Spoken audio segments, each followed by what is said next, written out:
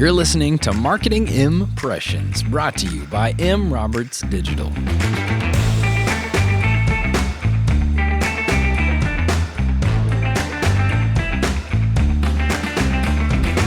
We are data-driven marketing experts who develop, deliver, and optimize business growth campaigns.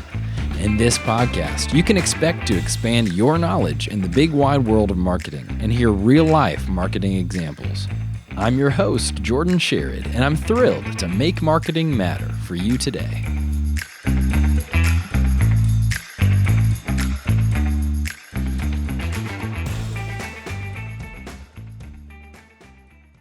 Hey guys, welcome back to Marketing Impressions. That's Marketing Impressions with an M, and we are M. Roberts Digital. So far we've talked a lot about a lot of the production elements of marketing, and that's really great and important. And we've talked about where you can, show off your brand, show off your ads, show off who you are. But we have yet to really cover in-depth marketing sales and the process of, what goes into the process of selling marketing products. And so that's what we're going to cover today. So I'm joined again by multi-marketing consultant, Crystal Lindsey, to talk about the process of marketing sales. Crystal, we're so glad to have you here again. Okay, so this is something that you live and breathe, right? So tell us a little bit about your job, just in general, marketing sales. What do you love about it? And then also, what's hard about it? Well, it's really interesting. It's definitely a lifestyle, right? There's no doubt you don't get into marketing sales and have it become like the driving factor of your life, right? Yeah. You have to get into it for the right reasons. I've been doing media sales for about 10 years now. So I started out in print, and then I had my own social firm for 5 years. And I've been with M. Roberts now for about 3 years, which is, really exciting. Yeah. And what I have to say is that whole journey is all about helping the business. I'm really a heart-centric individual. Yeah. And so I actually tell my clients I don't do sales, that I'm a consultant. Yeah, I really am not just saying that. Like, that's the energy I bring to the table. And one of them kind of laughed in my face about it. He's like, oh, that's a good one. Yeah. And I'm like, no, I'm 100% dead serious. Like I said, there's a difference in me coming in here and trying to put a square peg in a round pole and just like promote and push something and pitch versus coming here with data and numbers and recommendations and listening to a business and asking thought-provoking questions that maybe they've never been asked before to figure out what's driving their business. What's the number one product or service that they're using to grow their business, and therefore where does somebody go to take action, and how do you measure success, and then who's the ideal person who's going to go there, and what's already worked and what's not working. So it's that type of questioning that really leads an organic conversation that creates a customized solution for everyone. And that's really the exciting part, right? No 2 days are the same. There's a lot of freedom and flexibility, which I love. And so I love my job. The downside is it's hard to turn it off. Yeah. Right. It's better than having a social media firm. Sure. Because I was hawking the channels 24/7, way too many of them. Yeah. So it's way better than that. But clients always need something, and I really care, and they know to text me. So I am texting into the night sometimes. Yeah. So I love that. I love that your goal, your heart isn't just like, here's my list of products I've got to sell this month. It's tailored individually to each customer. So talk a little bit more about that. How do you, because I feel like a lot of business owners, a lot of people are presented with kind of what you're saying is like someone just comes in with their own agenda to push certain products. So talk a little bit more about how you try to make, marketing for each business custom to them, something that is, for them. I can illustrate this best with a story. So let me tell a quick story. So I went into a real estate client in Victoria. It was Best of the Best season, which is the big, campaign to promote local businesses. Okay.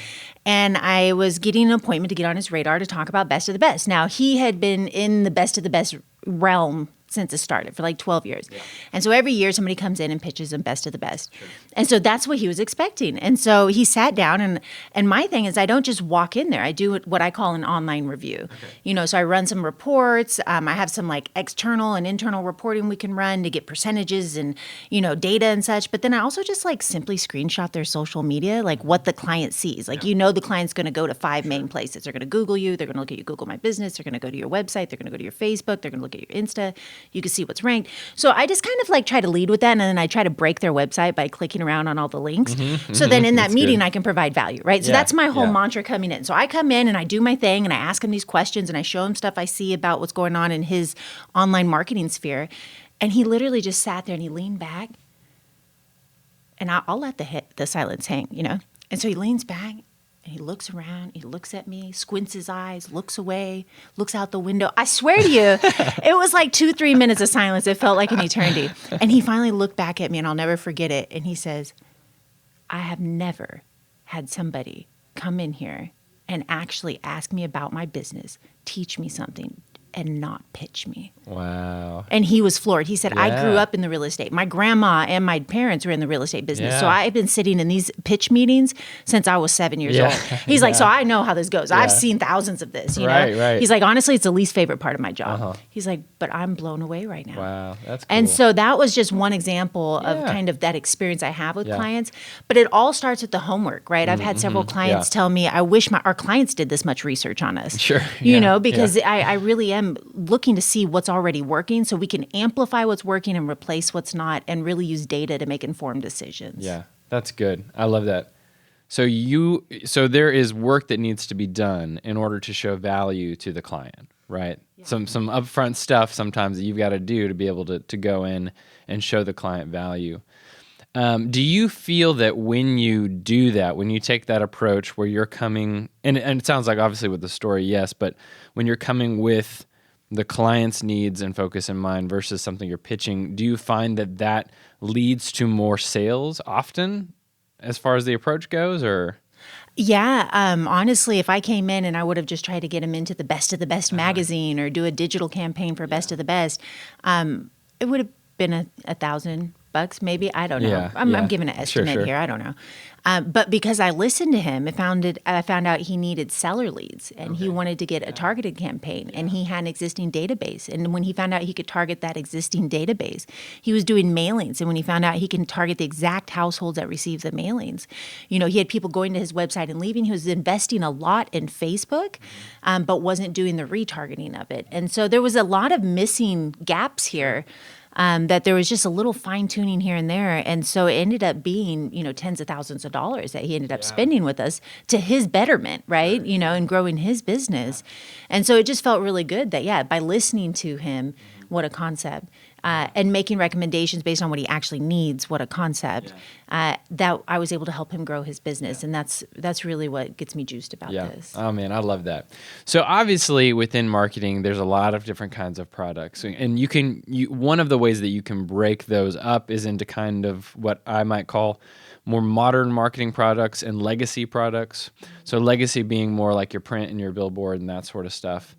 What are some of the main differences? And you said you were in print, you came from print. What are some of the main differences between more of those modern, more digital marketing products and the legacy products? Sure. You know, the way I start is with the client's goals, right? So I do 99% of the time encourage clients to niche up. Yeah. So if you know the exact product or service and you know the exact client and you know what they exactly care about, then coming up with content targeted to those exact concerns in their words is then the name of the game, right?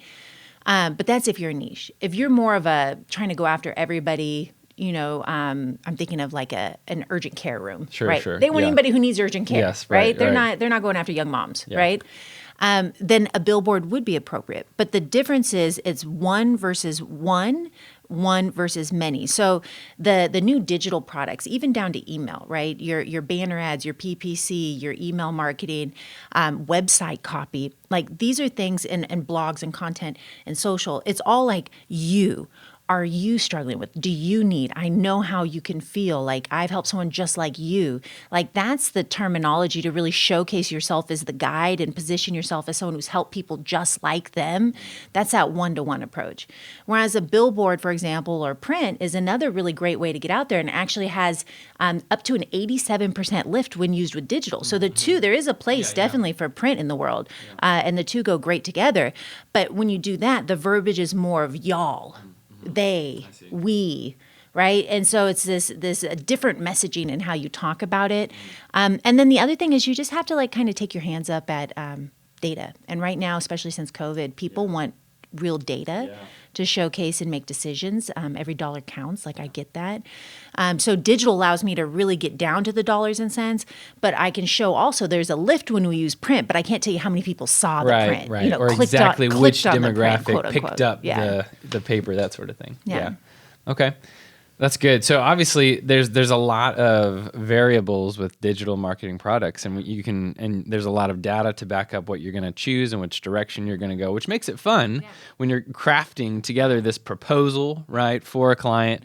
And I know recently we talked about just some fun clients that were looking to grow on social and websites and stuff. So walk us through a little bit what goes on in your presentation and proposal. What's the first thing you do when you want to start, selling marketing products to a client, or I guess coming up with a proposal? What's kind of that process like? Sure. So, generally speaking, I've met them through networking, or it's a referral. Sure. That's pretty much how it goes. I do walk into businesses as well that I know I can help. If I have a good case study on what's working in their industry, I feel like they need to know what's working for their competitors, Sure. So I do go out of my way and do that. But generally speaking, I have some type of introduction to them. I know a little bit of what they want. They've given me the sizzle. And then I go to their website and I try to reinforce, like, okay, if I was this client, where would I go? What do I click on? What do I see? And I just Google the words like that ideal client would search, right? And through that process, I just screenshot.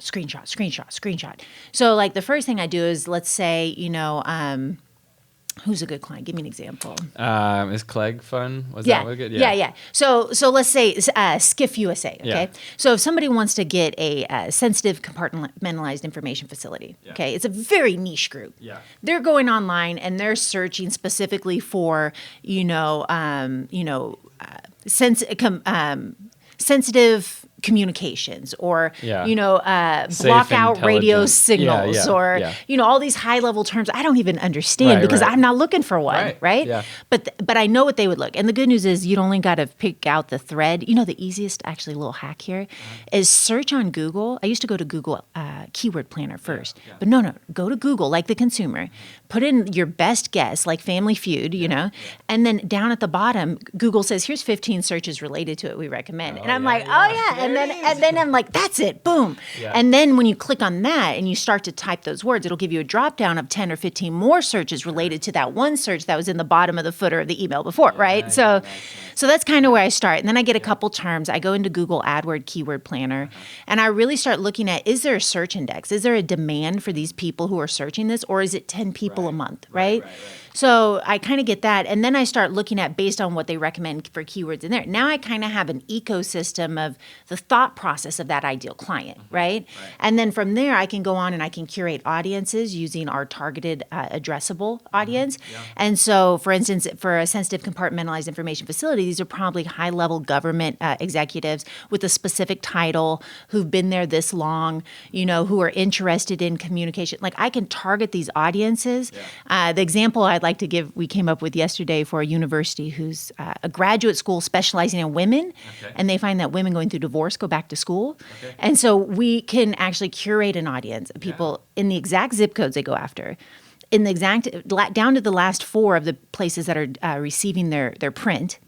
Then I go ahead and put in how much money they make, that they're going through a divorce, recently divorced. Okay, we can target based on that. That they're a woman, they have a bachelor's, not a master's.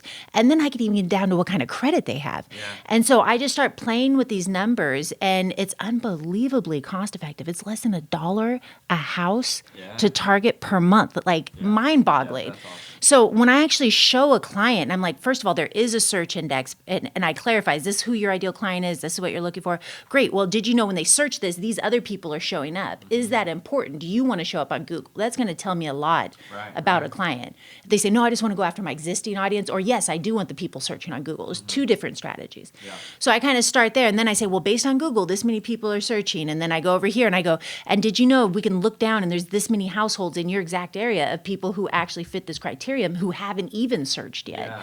And so then I from there whet their appetite and talk to them about which of these would be most important to you. And we really get clear because with marketing, it can get bigger and bigger and bigger. I can do really cool stuff for businesses. But how do we simplify this, as I tell a client, down to a dip your toe in the water campaign, right? And then once we prove that it is in fact paying for itself, I tell them, then I'm going to encourage you to double it at the 90-day mark. Yeah. And they always look at me and they say, well, if it's working, of course I'm going to double it, And then I said, okay, and then 90 more days later, I'm going to tell you to double it again. They're like, well, if it's working, of course we'll double it. Yeah, yeah. And it's not because I want them to double it. Yeah. It's because it's going to make more return on investment for them. Right. So that's kind of my process. Yeah, that is cool. Yeah. I love that. That's so fun. So before you go into, a company with a proposal, with an effective proposal, there's several things you need to know, right? And so I have some things that I've listed, but you have more experience, so you can add or take away from the list.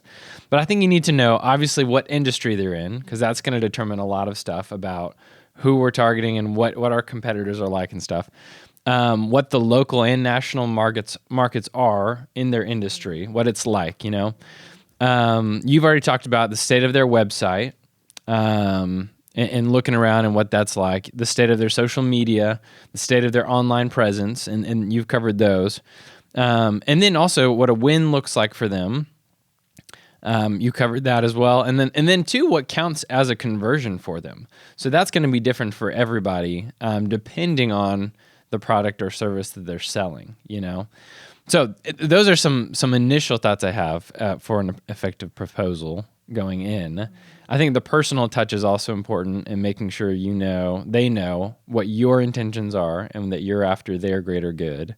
That's always great when I can connect with a client like that and show them, no, like I really do care. I really do want to build up your business. That also helps. Anything else to the list? Yeah, you know me. I always got something. I love that you focus on the big win, though. And I always ask the client that when I'm really getting clear, like, okay, so you're saying this, but not that because of this, and you want this and not that. And they go, yes. I say, okay, what would be a big win? Yeah. And they usually go, well, what do you mean? I'm like, what's going to get you to open a $500 bottle of champagne and sit back and toast to me? Yeah. When your business has gotten so big that you made such a great investment, like when do we reach that point? Right. And that also determines budget too, by the way. Yeah. But yeah, so having that moment and getting clear on the big win really is the big takeaway. If you leave that first meeting and you don't know a big win, then your ability to work with that client and actually help them is maybe 10%, right. compared to it could be 90% if you got all the other information too. Yeah. The other couple things I want to touch on is, one, you need to get clear if they have the standardized branding. And usually you know that when you look and all their social channels look totally different than their website, than each other. It's just kind of, I call it sloppy, right? It just kind of looks sloppy. Sure. And that breaks down the implicit trust. But on one hand, that's a bad ecosystem for my ads to run in, right? It's going to reflect on my ad. Exactly. But also, even bigger than that is when I create your ads, are we going to go back 15 times with revisions because you don't know your brand and it's just now evolving? Right. Yes. You know? Absolutely. I love that you're going there, because the way that in my mind, the way it works when I'm crafting some proposal is, I like to picture a house and envision a house.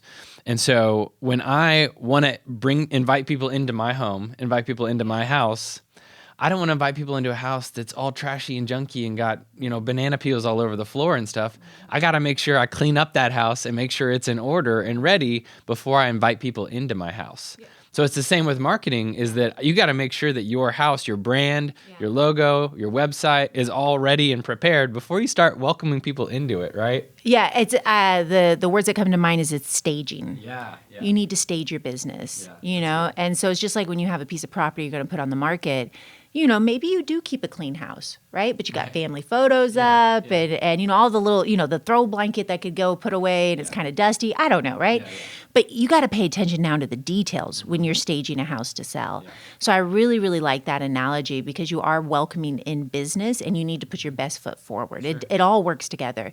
So I definitely stay there. I get clear on the call to action. Sometimes companies have multiple call to actions. I was talking with this person yesterday about who's launching a cooking show, and she wants to get 1 million followers. So what's her call to action? Is it to promote her cooking products, her cooking meal plan service, to promote the cooking show, or to like the page? Those are all very different. And she wants to have a group. So now is it to promote the group? So getting really clear on that big win allows you to really clarify the call to action too. And then the last two things is, one, what happens on your website before I even scroll down? on the page you're sending me to? Is there a bright colored button? I know Jordan laughs because I'm known for my bright colored buttons, Nice and yellow. I want bright, not blue button. Yeah. But, do I see a bright colored button? Is there a one call to action, or are there two buttons and three call to action? No. One headline that evokes, what that person needs, that one page dedicated, that one product we're going to be selling to, a button, a form fill, maybe a video if you're going for gold here. Those are the things. So I really make sure that we know where we're sending leads and that's ready. And I've learned that the hard way, because you can stage the house. You can create a dynamic campaign with perfect branding. You can have the right targeting, but if you turn it on and you send them to a page that, I'm going to say it politely, is not optimized for conversion. There's another way to say that. But, if you send them to a page where they just fall apart and they get lost, or the general homepage, and you expect them to figure it out, we've got problems, And so I need to recommend a landing page on top of that. Yeah. I think, so just to stay in this home analogy, if I'm out there advertising, hey, I have this home for sale, I'm putting down signs and stuff, it's a 4-bedroom, 2-bath, and people get there and it's a 2-bedroom, 1-bath, I mean, they're going to be severely disappointed. They're not going to buy. They're not going to be involved. So along with what you're saying, making sure that your ads match where you're sending them, like you're saying, is so important. And to finish the analogy, it's like if you put down the 4-bedroom, 2-bath, they get there, it's a 2-bedroom, 1-bath, but you expect them to figure out that includes the in-law unit in the back with the other 2 bedrooms and the 1 bath, and you got to walk out there to figure it out. Like, they have to connect those dots. They're never going to figure that out. And that's what people are doing, is they're sending them to the homepage and they're like, go check out the in-law unit in the back, but you got to figure out that it's back where there. It is, yeah. You're like, no, I mean, we've all had that experience where you click on an ad and it actually gets your attention. Maybe you've seen it 16 times and you finally click on it. You click on it. You go to the site. Hopefully it loads fast, right? And then it doesn't look like the ad. You feel like you've been duped, Exactly. And it feels dirty and you're like upset. I have many bursts of rage when that happened. I'm like, why are you wasting my time? Yeah. Whereas if it just looked like the ad and had the same fonts and the same branding and the same words and maybe similar pictures, and a bright, shiny button, I mean, I would probably buy something. Yeah, absolutely. The last one, just to wrap it up, though, is the most important conversation. And that is, what do you do when I get you a lead? Because I'm confident I can drive business, right? Yeah. I can get you leads, calling. I know what to do. You want form fills? I know what to do. You want foot traffic? I know what to do. Yeah. But what do you do when I get you a lead? Right. And so often they just say, I call it. What do you mean? I'm like, okay, so you called it. How long was it till you called it? Well, that evening. I didn't want to be rude. It was middle of the day. And I'm like, oh, no. It's already terrible. It's a real conversation, by the way. And I'm like, okay, so you called him in the evening, then what? And they're like, well, what do you mean? I'm like, okay, so you paid me some money and I got you a lead. You called it once in the evening, several hours after you got it. Now what do you do? Well, I might send him an email in a couple of days. I say, how's that working out for you? He's like, it's not. I'm like, I know. Right. So there needs to be some type of automation. And I love my statistics, right? 40% of people forget they requested information within 1 hour. Yeah, that's me. I've done it so many times. Right. I'm like, why are you calling me? They're like, you requested information. I'm like, no, I didn't. Did I? Are you that site that... whatever. Yeah, I think maybe I did, but it's been so long, So there needs to be an automatic response. So as you know, I'm known for selling the package of the sales funnel build out with a branding style guideline, right? I'm like, we need to get this set before we even start to turn on your ads. Right. I love that. That's so great. Crystal, I appreciate you taking time to talk and to be here today. Marketing sales is so fun. It's a crazy world. You get to, like Crystal mentioned, you get to interact with so many different kinds of clients, especially as an agency, which is cool because you get to see what the world's like and what people are like, and you meet all kinds of characters, all kinds, good and bad and all ugly and pretty, and so it's a very rewarding business though when you can help somebody's business and livelihood succeed, and see the results from there. And that's what we can do with digital marketing.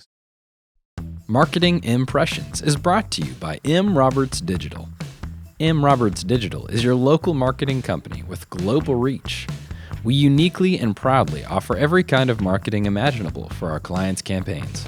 Quite simply, we make you successful.